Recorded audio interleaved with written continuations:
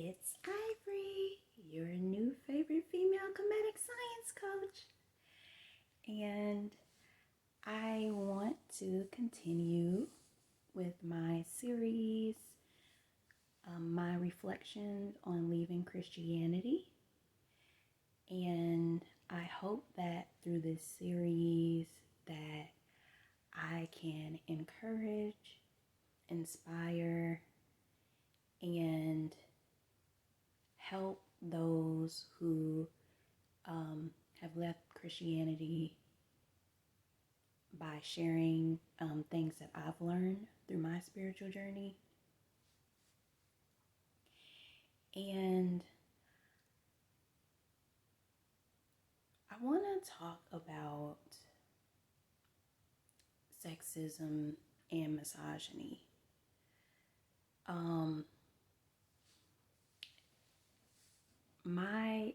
As a Christian, it never sat well with me that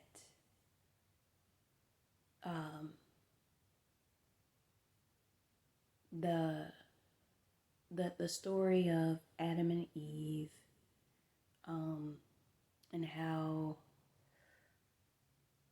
the fall of man was blamed on Eve, and this idea that women were supposed to be subject to men and be submissive, and that men were supposed to rule over women.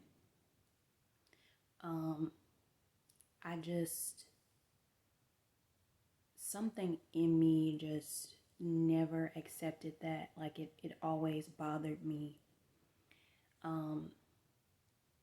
And when I left Christianity,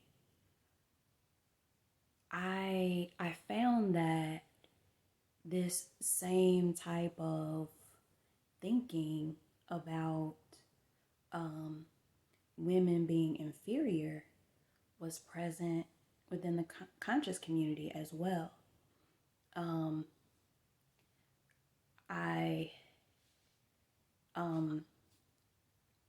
I was a part of the 5% nation, or the nation of gods and earths, and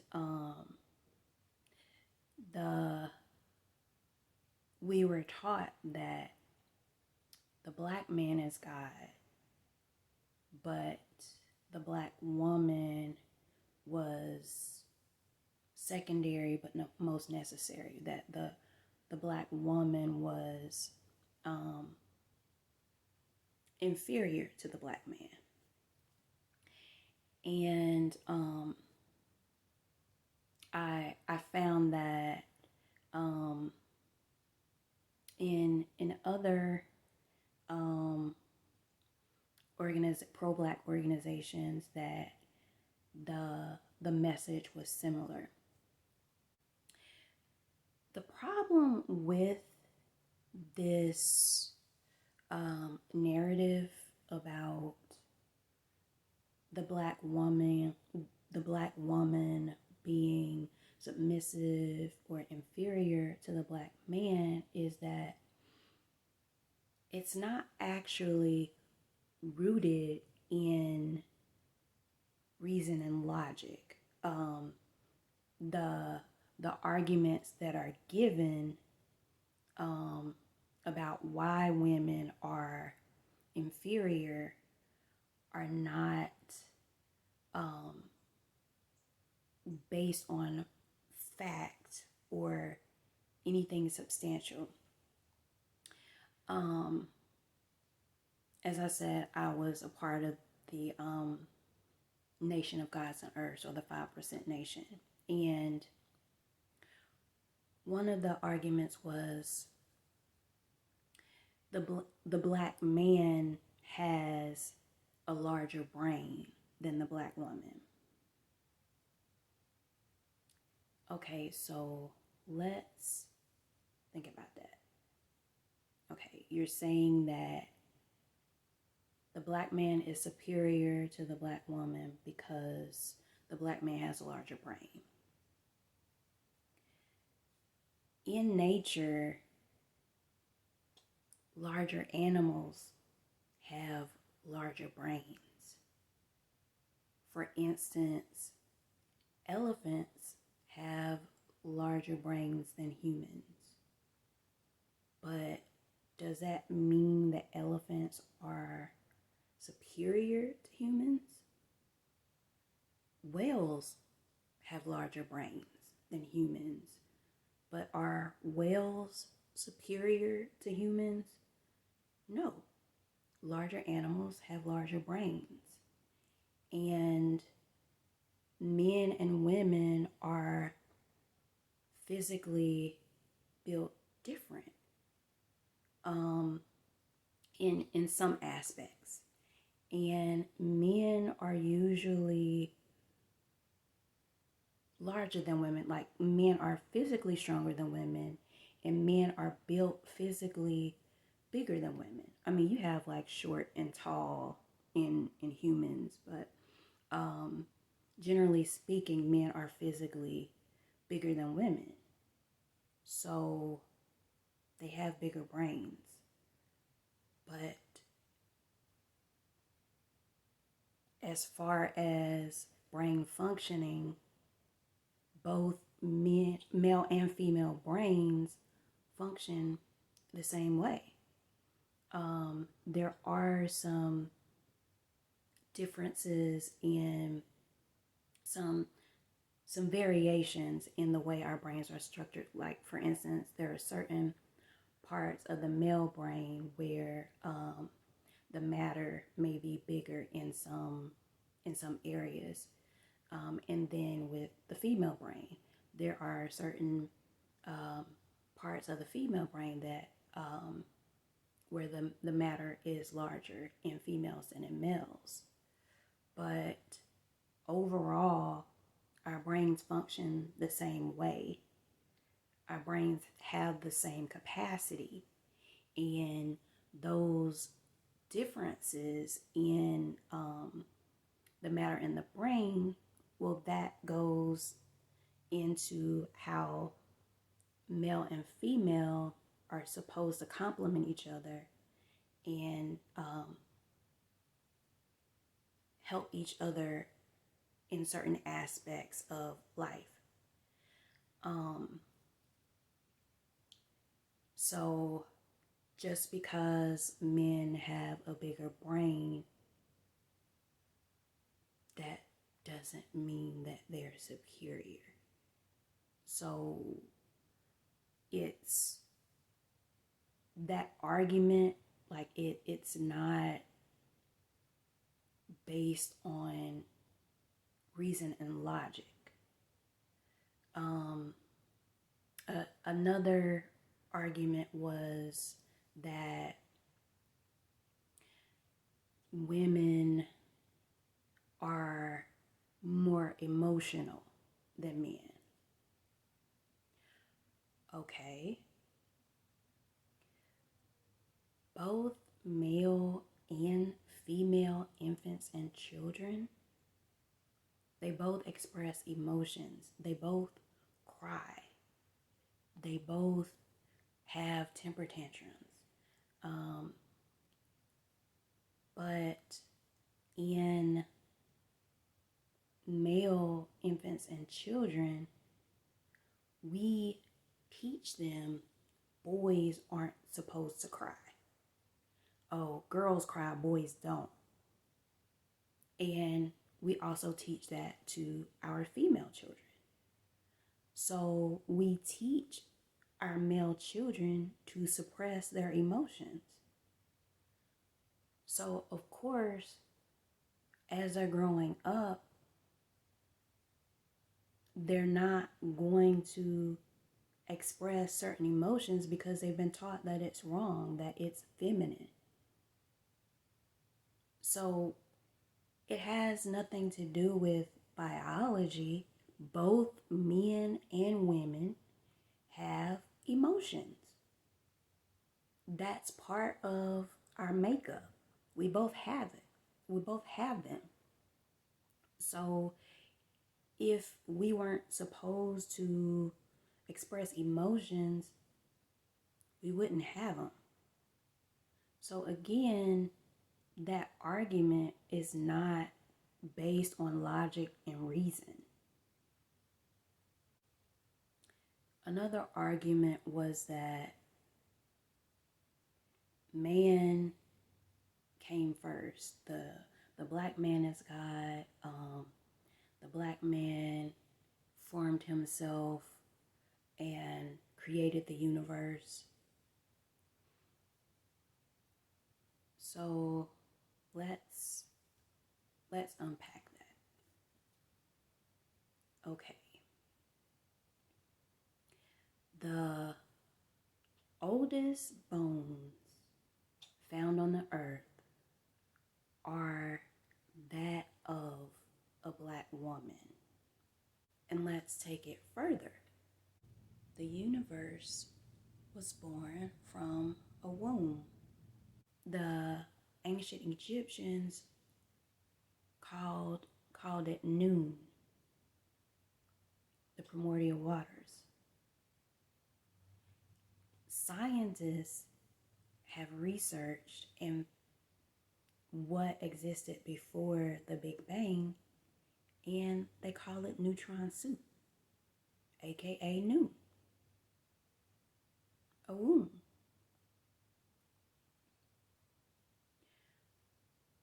The black man does not have a womb. That's like the argument about which came first, the chicken or the egg. Okay, eggs come from chickens. So how can the egg come first? Where did the egg come from?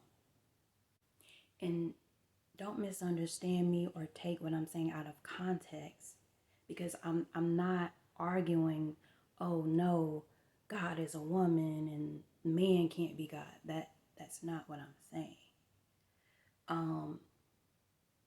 My point is that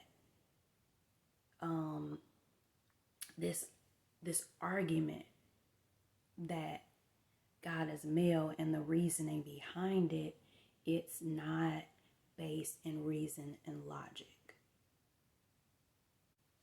In the ancient Egyptian spiritual system,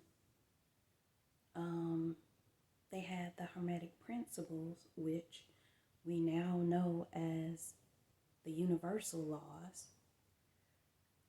One of the Hermetic principles is the principle of gender. They understood that within everything, there is a masculine and a feminine aspect. This is the law of the universe. And the masculine and feminine aspect complement each other. They're both necessary. They both exist. And they work together. That principle operates on both the spiritual plane, but it also operates on the physical plane. As above, so below. So on the physical plane, it manifests through sex. But the masculine and feminine is metaphysical as well. And even within sex, within male and female, the male has a masculine and a feminine aspect, and the female has a masculine and feminine aspect. So there is no competition. One is not superior, one is not inferior. masculine and feminine energy complement each other. And they're both necessary and needed. And so, again, as above, so below. Men and women don't need to compete and argue about who's greater or who's less. They're both equal. And we are supposed to complement each other and work together. If we're gonna say we're woke, we're conscious, we have knowledge of self, and we're acquiring the truth, we've been enlightened, how can we hold on to this false narrative about men and women, that men are somehow superior to women? It's a false narrative.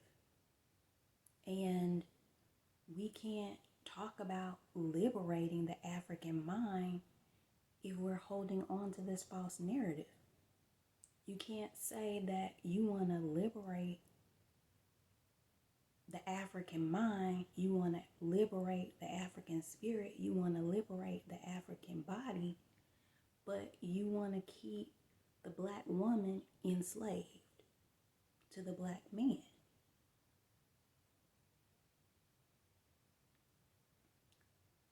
If you take a watermelon seed and plant it in the ground, it's gonna produce watermelon. You can't get oranges from watermelon seeds. So if we're talking about liberation, but we want to keep the portal through which life comes enslaved, how can we achieve liberation? How can we produce liberated young minds if the portal through which they come is enslaved, is being subjugated? So we have to begin to have this dialogue and challenge these false ideas that are based in misogyny and sexism. Liberating the African mind, achieving enlightenment, and improving the African American community has to include everyone, male and female. And there is healing that needs to take place in regard to the divine feminine. Thank you for watching. Peace and blessings. Are you interested in learning more about how to tap into the divine feminine? Do you feel overwhelmed with questions and information after leaving Christianity? Are you traumatized by the angry, jealous, vengeful God of Christianity, or by spiritual abuse from Christians? Do you struggle with mental and/or emotional challenges such as anxiety or depression? Then reach out to me at comediccoaching@gmail.com or on Instagram at Goddess Power Principles Coaching. Thank you for watching. Peace and blessings.